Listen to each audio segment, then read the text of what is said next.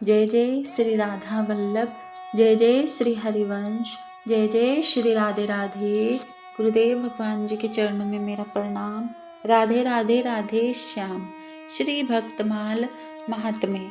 जैसे श्रीमद् भागवत में श्री कृष्ण विराजमान हैं, श्री रामायण में श्री राघव जी विराजमान हैं, वैसे ही श्री भक्तमाल में सब संत विराजमान हैं। कहते हैं कलयुग में भक्तों का चरित्र सुनने मात्र से कल्याण हो जाता है। तो चलिए अब हम सुनते हैं सुंदर कथा श्री भक्तमाल। श्री भगवान सालिग्राम का एक ब्राह्मण भक्त। कृष्णनगर के पास एक गांव में एक ब्राह्मण रहते थे। वे ब्राह्मण पुरोहिती का काम करते थे। एक दिन यजमान के यहाँ पूजा कराकर घर लौटते समय उन्होंने रास्ते में देखा कि एक मालिन यानी साग वाली एक और बैठी साग बेच रही है। भीड़ लगी है, कोई साग तुलवा रहा है तो कोई मोल कर रहा है। पंडित जी रोज उसी रास्ते जाते भी साग वाले को भी वहीं देखते। एक दिन किसी जान पहचान के आदमी को साग खरीदते देखकर वे भी वहीं खड़े हो गए। उन्होंने देखा साग वाली के पास एक पत्थर का बाट है, उसी से वह 5 सेर वाले को 5 सेर और 1 सेर वाले को 1 सेर भाग तोल रही है। एक ही बाट सब तोलों में समान काम देता है। पंडित जी को बड़ा आश्चर्य हुआ। उन्होंने साग वाली से पूछा, तुम इस एक ही पत्थर के बाट से कैसे सबको तोल देती हो? क्या सबका वजन ठीक उतरता है? पंडित जी के परिचित व्यक्ति ने कहा, हाँ पंडित जी, यह बड़े अचरज की बात है।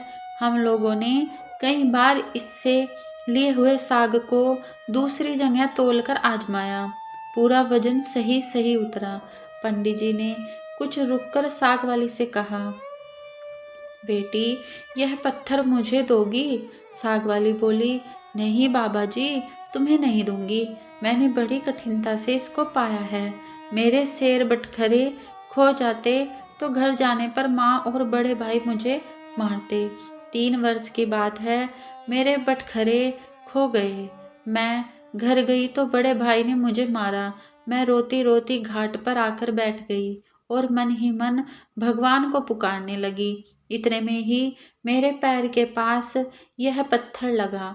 मैंने इसको उठाकर ठाकुर जी से कहा, महाराज मैं तोलना नहीं जानती, आप ऐसी कृपा करें जिससे इसी से सारे तोल हो जाए। बस तब से मैं इसे रखती हूँ। अब मुझे अलग अलग बटखरों की जरूरत नहीं होती, इसी से सब काम निकल जाता है। बताओ तुम्हें कैसे दे दूँ? पंडित जी बोले, मैं तुम्हें बहुत से रुपए दूंगा। साग वाली ने कहा, कितने रुपए दोगे तुम? मुझे वृंदावन का खर्च दोगे? सब लोग वृंदावन गए हैं, मैं नहीं जा सकती हूँ। ब्राह्मण ने पूछा, कितने रुपए में तुम्हारा काम हो जाएगा? राधे राधे। साग वाली ने कहा, पूरे 300 रुपए चाहिए। ब्राह्मण बोला, अच्छा बेटी यह तो बताओ तुम इस शिला को रखती कहाँ हो? राधे राधे। साग वाली ने कहा, इसी टोकरी में रखती हूँ बाबा जी, और कहाँ रखूंगी? ब्राह्मण घर लौट आए और चुपचाप बैठे रहे। ब्राह्मणी ने पति से पूछा, क्यों उदास क्यों बैठे हो? देर जो हो गई है। ब्राह्मण ने कहा, आज मेरा मन खराब हो रहा है।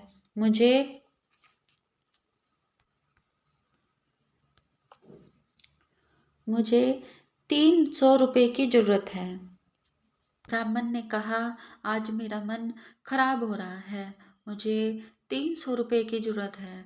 ब्राह्मण पत्नी ने कहा, इसमें कौन सी बात है? आपने ही तो मेरे गहने बनवाए थे, विशेष जरूरत हो तो लीजिए, इन्हें ले जाइए, होना होगा तो फिर हो जाएगा। इतना कहकर ब्राह्मणी ने गहने उतार दिए। ब्राह्मण ने गहने बेचकर रुपए इकट्ठे किए और दूसरे दिन सवेरे साग वाले के पास जाकर उसे रुपए गिन दिए और बदले में उस शिला को ले लिया। गंगा जी पर जाकर उसको अच्छी तरह धोया और फिर नहा धोकर वे घर लौट आए। इधर मीछे से एक छोटा सा सुकुमार बालक जाकर ब्राह्मणी से कह गया, पंडिताइन जी, तुम्हारे घर ठाकुर जी आ रहे हैं। घर को अच्छी तरह झाड़ पुकार कर ठीक करो। सरल हृदया ब्राह्मणी ने घर साफ करके उसमें पूजा की सामग्री सजा दी। ब्राह्मण ने आकर देखा तो उन्हें अचरज हुआ। ब्राह्मणी ने पूछने पर उसने छोटे बालक के आकर जाने की बात सुनाई। यह सुनकर पंडित जी और भी आश्चर्य हुआ। पंडित जी ने राधे राधे पंडित जी ने शिला को सिंहासन पर पधराकर उसकी पूजा की, फिर उसे ऊपर आले में पधरा दिए। रात को सपने में भगवान ने कहा, तू मुझे जल्दी लौटा आ, नहीं तो तेरा भला नहीं होगा, सर्वनाश हो जाएगा। ब्राह्मण ने कहा, जो कुछ भी हो मैं तुमको लौटाऊंगा नहीं। ब्राह्मण घर में जो कुछ भी पत्र पुष्प मिलता उसी से पूजा करने लगे। 2-4 दिनों बाद स्वप्न में फिर कहा, मुझे फेंका, नहीं तो तेरा लड़का मर जाएगा। ब्राह्मण ने कहा, मर जाने दो, तुम्हें नहीं फेंकूंगा। महीना पूरा बीतने भी नहीं पाया था कि ब्राह्मण का एकमात्र पुत्र मर गया। कुछ दिनों बाद फिर स्वप्न हुआ, अब भी मुझे वापस दे आ, नहीं तो तेरी लड़की मर जाएगी। दंड निश्चय ब्राह्मण ने पहले वाला ही जवाब दिया। कुछ दिनों पश्चात लड़की मर गई। फिर कहा, अब की बार स्त्री मर जाएगी। ब्राह्मण ने इसका भी वही उत्तर दिया। अब स्त्री भी मर गई। इतने पर भी ब्राह्मण अटल रहा। लोगों ने समझा यह पागल को हो गया। कुछ दिन बीतने पर स्वप्न में फिर कहा गया, देख अब भी मान जा, मुझे लौटा है, नहीं तो 7 दिनों में तेरे सिर पर बिजली गिरेगी। ब्राह्मण बोले, गिरने दो, मैं तुम्हें उस साग वाले की गंदी टोकरी में नहीं रखने का। ब्राह्मण ने एक मोटे कपड़े में लपेटकर भगवान को अपने मजबूत बांध लिया। वे सब समय यों ही उन्हें बांधे रखते। राधे राधे।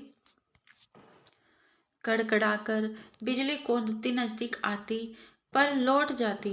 अब 3 ही दिन शेष रह गए। एक दिन ब्राह्मण गंगा जी के घाट पर संध्या पूजा कर रहे थे कि 2 सुंदर बालक उनके पास आकर जल में कूदे। उनमें एक सांवला था, दूसरा गोरा। उनके शरीर पर कीचड़ लिपटा था। वे इस ढक्कने से जल में कूदे कि जल उछलकर ब्राह्मण के शरीर पर पड़ा। ब्राह्मण ने कहा, तुम लोग कौन हो भैया, कहीं इस तरह जल में कूदा जाता है? देखो मेरे शरीर पर जल पड़ गया। इतना ही नहीं, मेरे भगवान पर भी छोटे छींटे पड़ गए। देखते नहीं, मैं पूजा कर रहा था। बालकों ने कहा, ओहो, तुम्हारे भगवान पर भी छांटे लग गए। हमने देखा नहीं बाबा, तुम गुस्सा न होना। पंडित जी ने कहा, नहीं भैया, गुस्सा कहाँ होता हूँ, बताओ तो तुम किसके लड़के हो? ऐसा सुंदर रूप तो मैंने कभी नहीं देखा। कहाँ रहते हो भैया? आहा, कैसी अमृत घोली मीठी बोली है। बालकों ने कहा, बाबा हम तो यहीं रहते हैं। पंडित जी बोले, भैया क्या फिर कभी मैं तुम लोगों को देख सकूंगा? बच्चों ने कहा, क्यों नहीं बाबा, पुकारते ही हम आ जाएंगे। पंडित जी के नाम पूछने पर, हमारा कोई एक नाम नहीं, जिसका जो मन होता है उसी नाम से वह हमें पुकार लेता है। सांवला लड़का इतना कहकर चला। लो मुरली, जरूरत हो तब इसे बजाना, बजाते ही हम लोग आ जाएंगे। तुम्हारे दूसरे गोरे लड़के के एक फूल देकर पंडित जी से कहा, बाबा इस फूल को अपने पास रखना, तुम्हारा सदा मंगल होगा। वे जब तक वहां से चले नहीं गए, ब्राह्मण निर्मिष्ट दृष्टि से उनकी ओर आंख लगाए रखे। मन ही मन सोचने लगे, आहा, कितने सुंदर हैं दोनों, कभी फिर इनके दर्शन होंगे। ब्राह्मण ने फूल देखकर सोचा, फूल तो बहुत बढ़िया है, कैसी मनोहर गंध आ रही है इसमें, पर मैं इसका क्या करूँगा और रखूँगा भी कहाँ? इससे अच्छा है राजा को ही दे आऊँ। पंडित जी ने जाकर फूल राजा को दे दिया। राजा बहुत प्रसन्न हुए। उन्होंने उसे महल में ले जाकर बड़ी रानी को दिया। इतने में ही छोटी रानी ने जाकर कहा, मुझे भी एक ऐसा ही फूल मंगवा दो, नहीं तो मैं डूब मरूंगी। राजा दरबार में आए और सिपाहियों को उसी समय पंडित जी को खोजने भेजा। सिपाहियों ने ढूंढते ढूंढते जाकर देखा, ब्राह्मण देवता सिर पर सिला बांधे पेड़ की छाया में बैठे गुनगुना रहे हैं। वे उनको राजा के पास लिवा लाए। राजा ने कहा, महाराज, वैसा ही एक फूल और चाहिए। पंडित जी बोले, राजन, मेरे पास तो वह एक ही फूल था, पर देखिए, चेष्टा करता हूँ। ब्राह्मण उन लड़कों की खोज में निकल पड़े। अकस्मात उन्हें मुरली वाली बात याद आ गई। उन्होंने मुरली बजाई। उसी क्षण गौर श्याम जोड़ी प्रकट हो गई। ब्राह्मण रूप माधुरी के पान में मत वाले हो गए।